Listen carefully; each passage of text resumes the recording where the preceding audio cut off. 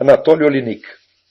Pesquisando na rede mundial de computadores, descobri que nos Estados Unidos da América existe uma fundação de livres pensadores denominada Freedom from Religion Foundation, que trabalha para manter o Estado e a Igreja separados e para educar o público do ponto de vista dos não teístas.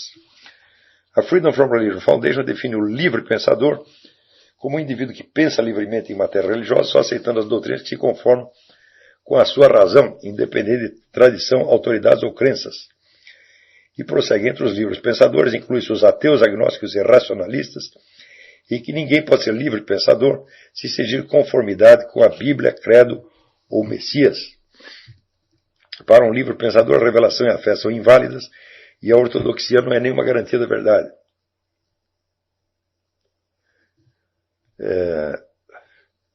Bom, isso aqui, é claro, isso é uma autoimagem que eles criam, né? E a partir do momento que você decretou esta autoimagem, você pode se achar parecido com ela, mas é sobretudo um papel teatral que você está desempenhando.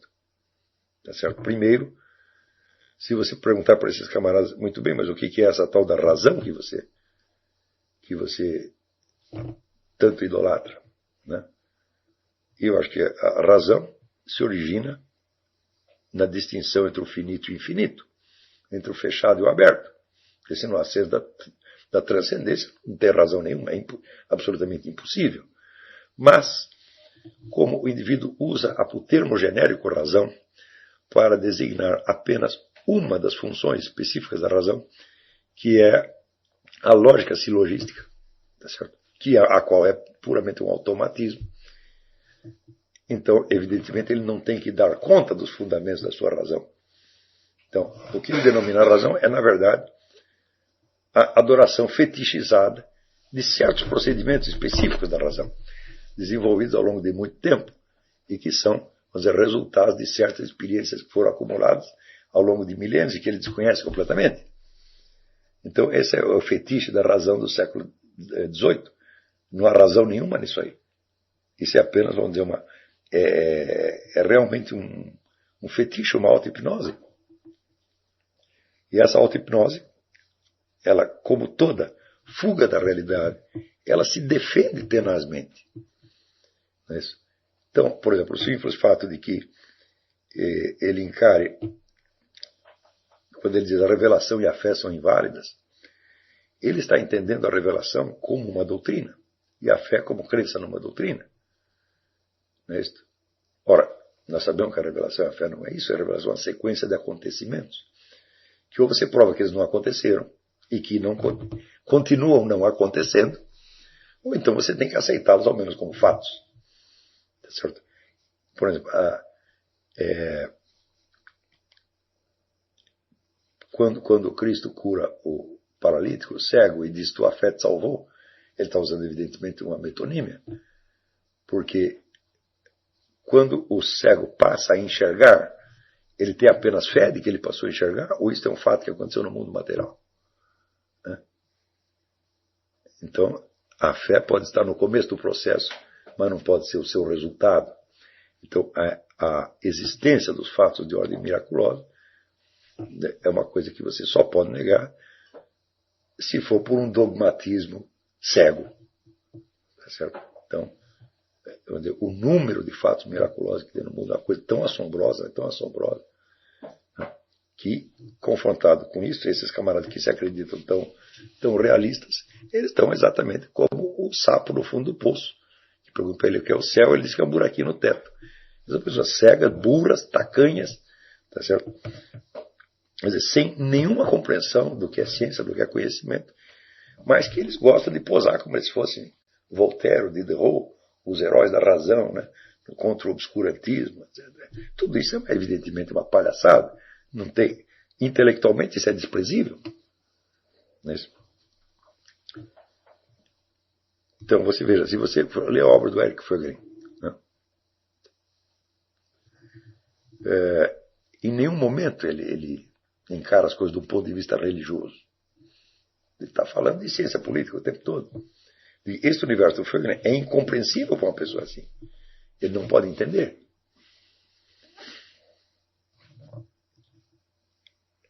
Então,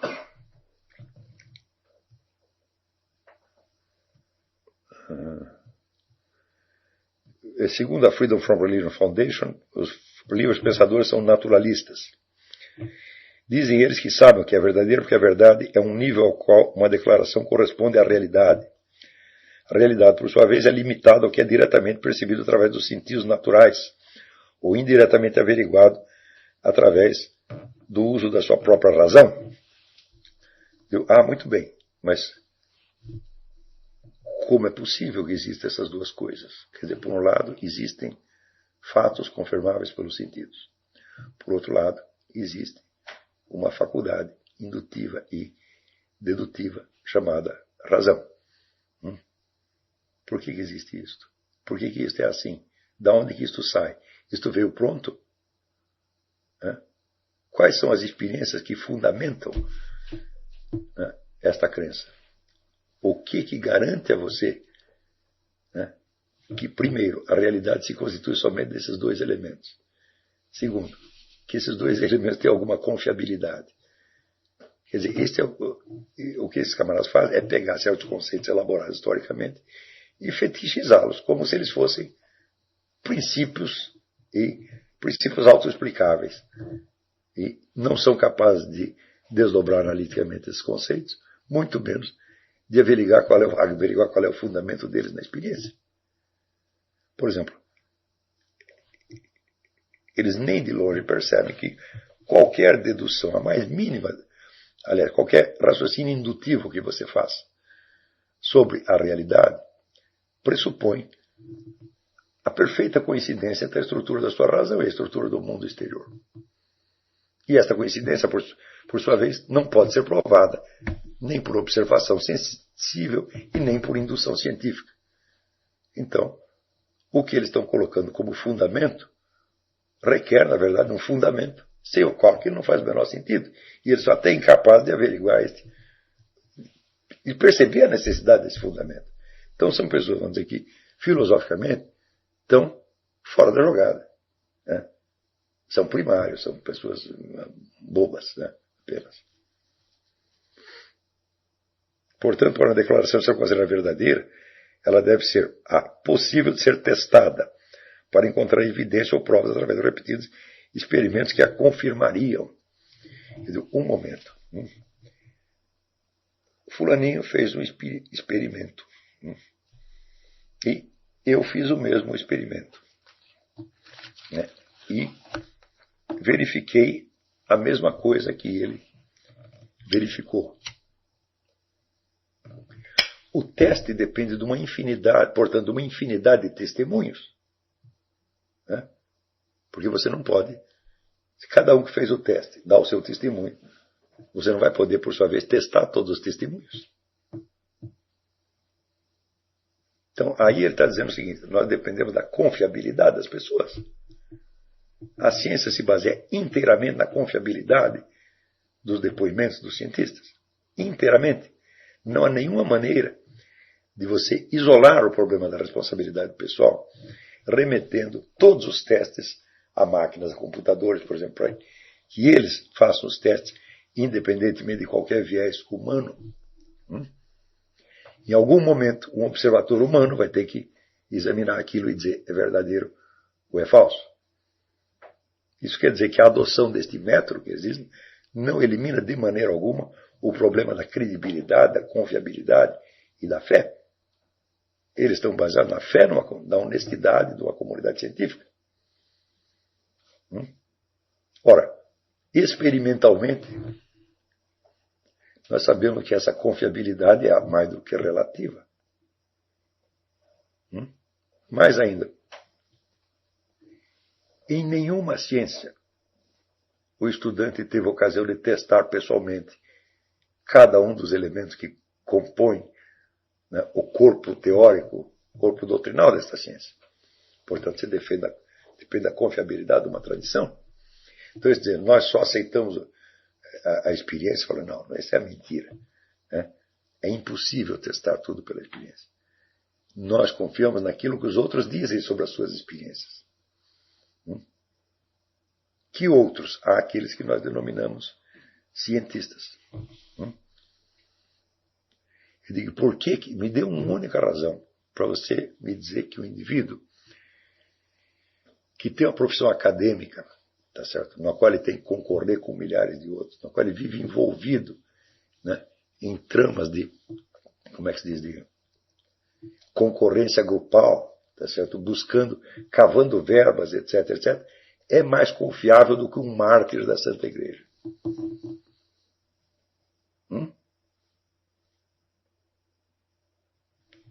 Isso é um absurdo. Humanamente falando, moralmente falando, né, o nível moral da classe científica não é lá essas coisas.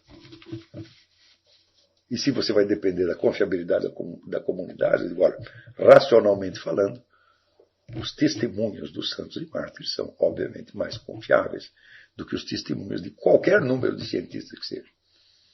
Quando você vê hoje esse confronto em torno do aquecimento global, né, em que metade jura uma coisa, outra metade jura outra, cada um acusando o outro de ter sido vendido, eu digo,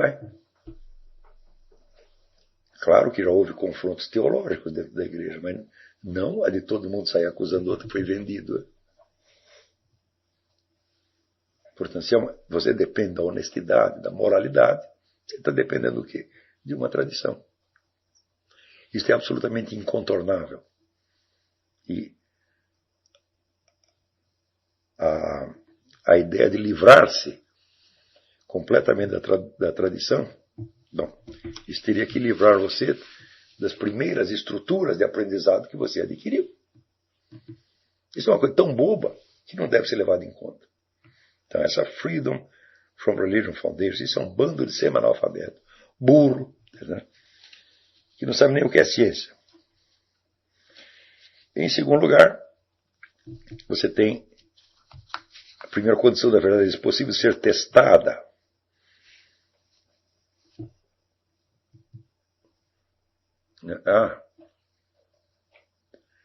Quer dizer que a sua convicção íntima tem que ser testada. O testemunho que você dá sobre você mesmo tem que ser testado. Quem pode testar, meu filho? Se você foi testemunha única de um crime, cujos indícios materiais desapareceram, o seu testemunho deixa de ser verdadeiro por não poder ser confirmado? Você está trocando o verdadeiro pelo confirmável, sendo que o confirmável é uma parte ínfima do verdadeiro. E esta parte do confirmável só adquire validade em função do fato de que você aceita a existência do verdadeiro. O verdadeiro não é só aquilo que se conhece. Há uma infinidade de verdades que você não conhece. Você já admite como verdades potenciais.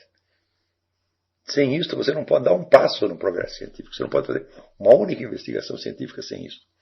Então, esse camarada não tem ideia do que seja a prática de ciência nenhuma, não tem ideia do que são as condições de averiguação da verdade, e assim por diante.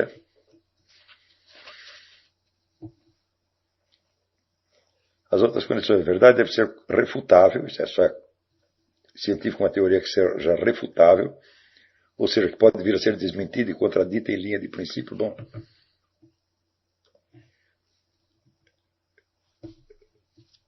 você acha que o método científico é refutável? Quer dizer, você pode provar experimentalmente a veracidade do método experimental? Não, não pode. Então acabou. A verdade deve ser parcimoniosa, já deve ser a explicação mais simples. Quem disse? Isto é um ato de fé. Quer dizer, você está supondo que todo o universo desconhecido tem explicações simples. E ora, mas o que justifica isso?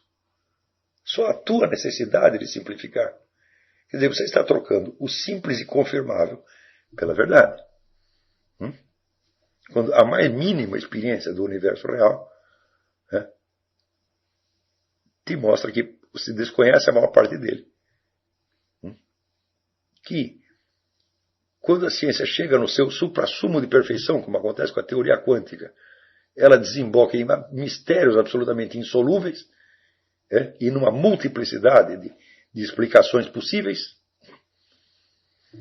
e que essa simplicidade que você está requerendo só existem em níveis muito baixos da ciência. E assim por diante. São realmente inconsistências psicóticas.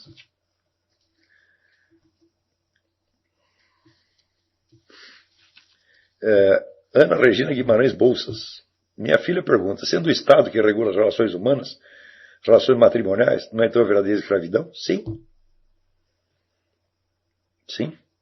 Mas hoje não é só o Estado, é o Estado amparado por todo este maquinário infernal, certo? Da mídia, dos serviços secretos, das ONGs, etc, etc, etc. É claro que isso é uma escravidão, meu filho. Então,